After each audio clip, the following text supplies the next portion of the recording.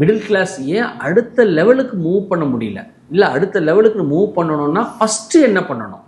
ஏன்னா சரியான முடிவை வந்து ஒரு தவறான டயத்தில் எடுத்தாலும் தப்பு. இப்போ எப்படின்னா, தோனி வந்து நல்ல பிளேயர் தான். அவர் 19வது ஓவர் கடைசி 2 பால் மட்டும் விளையாண்டாருன்னா அவர் 12 ரன் தான் அடிக்க முடியும்.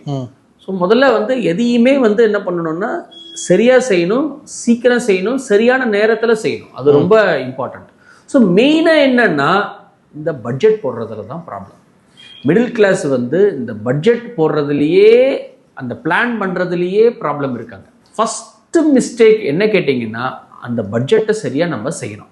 பட்ஜெட்டுன்னு சொல்லும்போது பஃபெட் என்ன சொல்கிறாரு, ரொம்ப சிம்பிளாக சொல்கிறார், do not save after spending but spend what is left after சேவிங்கிறார். அப்படின்னா என்னென்னா, முதல் செலவே முதல்ல வந்து உங்கள் சேமிப்பாக இருக்கும்.